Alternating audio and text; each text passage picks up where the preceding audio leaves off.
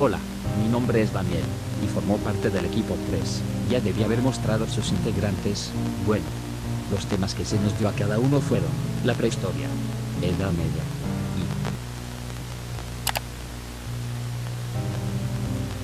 y... En mi caso me tocó la Edad Media. Decidí dividir el video en 3 partes, explicaré todo lo posible. No daré más rodeos.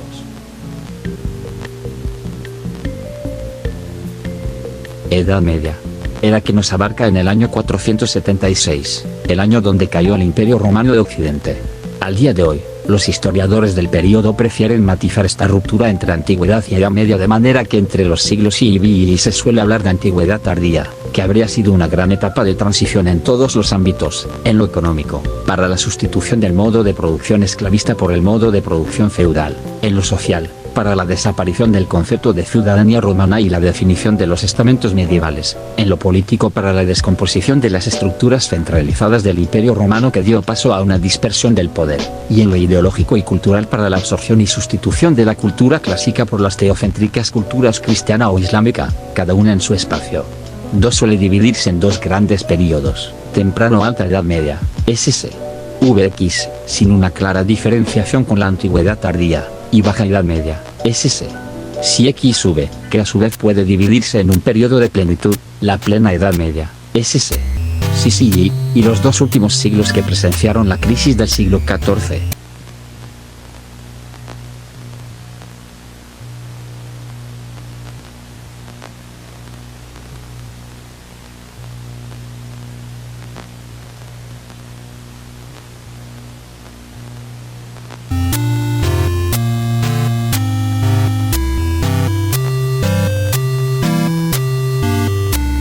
La Edad Media parece marcada por acontecimientos trágicos, como enfrentamientos bélicos y religiosos, hambrunas y enfermedades.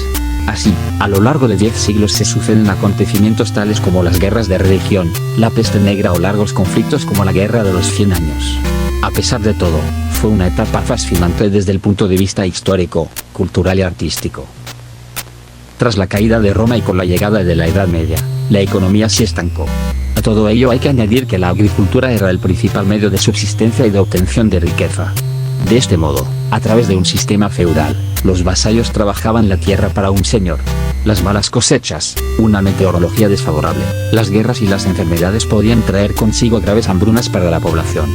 A pesar de ello, ciertos avances técnicos en la agricultura consiguieron reducir el impacto de estas hambrunas y contribuiría al crecimiento de la población. Estamos hablando de una agricultura de rotación trienal y del desarrollo de los molinos de agua.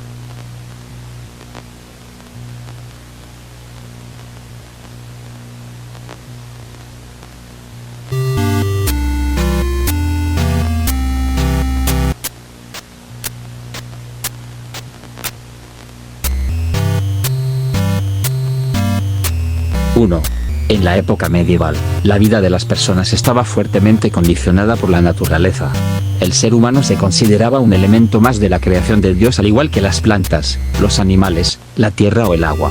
El hombre estaba en permanente contacto con el medio que le rodeaba, de tal modo que la naturaleza formaba parte de su vida cotidiana. 2. Los hombres y las mujeres de todas las clases sociales sufrían la dureza del medio físico. Tanto los nobles como los humildes recurrían al fuego para combatir el frío.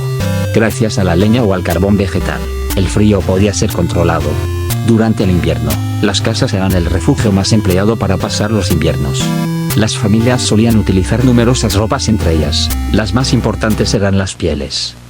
En el verano, los hombres y mujeres solo podían hacer frente al calor con los baños o con las gruesas paredes de las iglesias y los castillos. 3. Además de la temperatura, las distintas estaciones traían consigo una importante limitación: el uso del tiempo. Ello provocaba que durante la noche, las actividades se redujeran a la mínima expresión. Las corporaciones laborales prohibían a sus miembros trabajar durante la noche, ya que ella estaba destinada para la pausa y el reposo.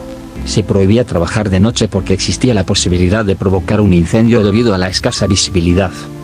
4. No cabe duda de que la sumisión del hombre a la naturaleza se hace evidente con motivo de la aparición de grandes catástrofes tales como los incendios, las pestes, las inundaciones y sequías. Los incendios, por ejemplo, eran habituales en esta época. Se propagaban fácilmente debido a que las casas de los campesinos estaban hechas de madera. Bastaba un descuido para dar lugar a una gran catástrofe. 5. Las malas condiciones sanitarias de la población favorecían la difusión de las epidemias y pestes. Ello puede explicarse a partir de la gran cantidad de gente que se reunía en las ciudades, donde las ratas propagaban los agentes difusores de enfermedades. Tan grandes eran las epidemias, como la peste negra en el siglo XIV, que muchos hombres las consideraban testimonio del fin del mundo. 6. Algo similar ocurría con las inundaciones que causaban la destrucción de tierras y numerosas muertes. Se cuenta que en diciembre de 1143, en tierras gallegas, las aguas destruyeron casas, puentes y muchos árboles, sumergieron animales domésticos, rebaños e incluso hombres. 7. Todas estas características hacen pensar que los hombres y mujeres de la Edad Media dependían más de la naturaleza que esta del ser humano. El hombre medieval estaba a merced de la naturaleza, mucho más que en la actualidad, hecho que podría explicar alguna de las características de la vida en aquellos momentos como la robustez física o la paciencia de los hombres, según algunos estudiosos.